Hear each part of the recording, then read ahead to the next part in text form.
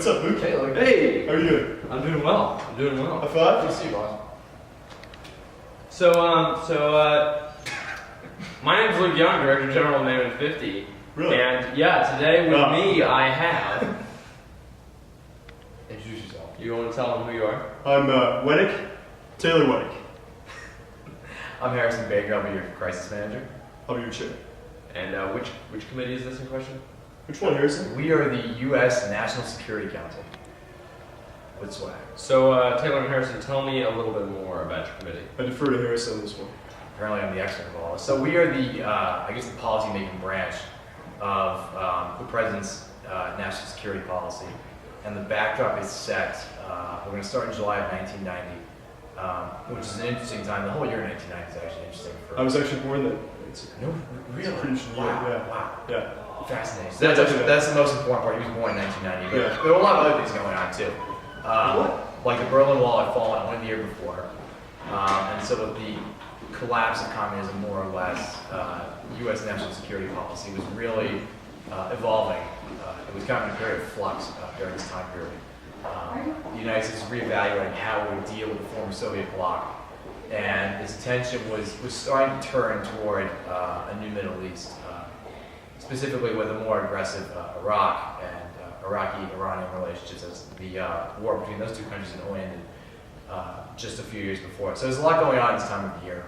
The United States finds itself in a period of flux, as I've said, and we'll be looking to explore how these delegates will deal with that interesting time period in just a few weeks. And what's great about this committee is that it's not just a committee by itself. It's not just a committee in a bilateral crisis, as in most crises that have multiple committees. It's a committee that's connected with the State Department, connected with Pentagon, connected with the CIA, and it really is to simulate the whole nexus of intelligence making in the U.S.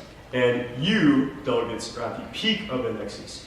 As the President's principal advisors and assistants in policy making, you will go ahead and work with the other components of the State Department, the Pentagon, the intelligence, to go ahead and define a strategy and also operational responses. So you really get a chance to get the peak, and you get a chance to see not just how policy is made within the NSC, but understand how it's made, broadly speaking, and realize that policy making is not just a singular aspect that works with a lot of different components from the government. Now, Taylor and Harrison, what are you most looking forward to in Naimun 50? Probably this committee. The committee. Yeah, definitely. I'd actually say the same. I got to work it last year as a director, and that was a ton of fun.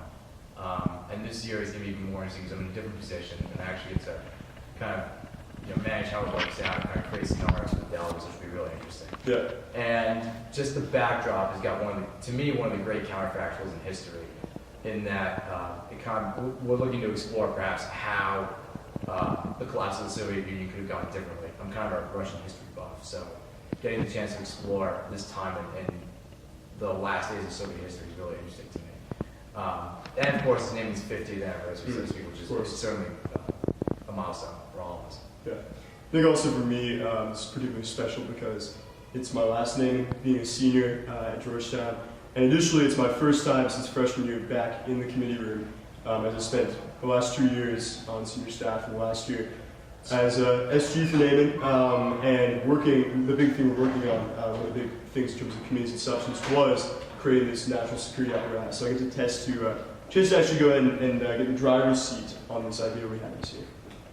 So what Taylor's trying to say is that he was a big shot. No. So He's kind of Taylor, ridiculous. do you have a favorite Naimun? Do you have a favorite Naimun memory? Favorite Naimun memory. I haven't. I don't know if I should say it. Is it about me? Not quite. Not quite. No, you're right. Probably favorite Naimun memory. Probably. Maybe I'll tell the delegates in committee. Probably freshman year when I had staff MLU in high school at all. So for me, this was actually entirely new. I helped out at a college conference, NICSIC, but hadn't really been seriously involved. But for me, I really discovered the value of Mall UN by being with a great set of people my freshman year. So it's really cheesy, but probably just my favorite memory was Naimun 47 and the fact that it was the introduction for me to Mall UN.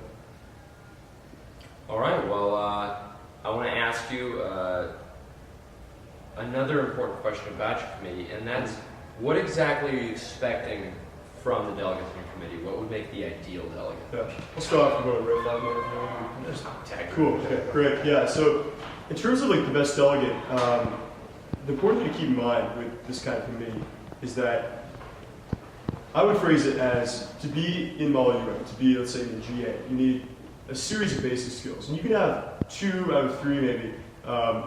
Writing, ability to go ahead and write the documents, the ability to go ahead and speak, as in public speaking, big speeches, and then also be able to caucus. You can do 2 out of 3 of those in a GA if you have a good partner, it'll be fine. But in an intensive crisis committee, you have to be able to go ahead and do all 3 of those very well. While being able to while being able to think on your feet. Yeah, definitely. So being able to do all those things. But additionally, beyond that, the things that really will make a great delegate in this type of committee, and we expect to be pretty intensive and serious, is the substantive knowledge, so having done real research beforehand, and then having the creativity to go ahead and be able to go beyond maybe the limitations you have in terms of knowledge, or your limitations in terms of whatever skill sets you have, and really take your portfolio to a new level by understanding how crisis works. I think he covered a lot of what I would say. For me, I mean, I've done a lot of crises as a delegate in competition, and I think the 2 big pieces that Taylor maybe didn't elaborate on as much would be thinking on your feet, because we're going to be throwing a lot of crises at you.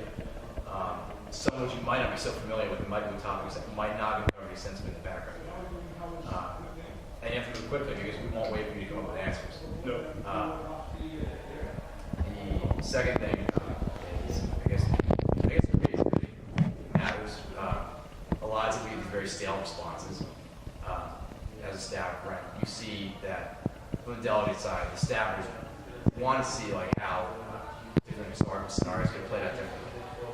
So, when you want something done, don't just say, I want something done. Don't just tell the committee I want something done. Say, I want this done, this is why, this is how we're going to do it, this is how we're going to arrange it out. Think in terms of not only just the means, or not the end only itself, but the means and the ways. Detail. Attention to, the last thing is probably attention to detail. Yeah.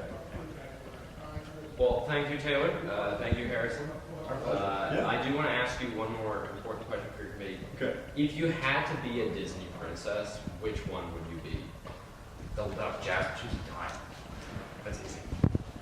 Probably Snow White, because she's a really good singer. All right. Well, thank you for answering that question. I'll have to think on that for a while. But in the meantime, we will see all you delegates in February. See you there. See you in February.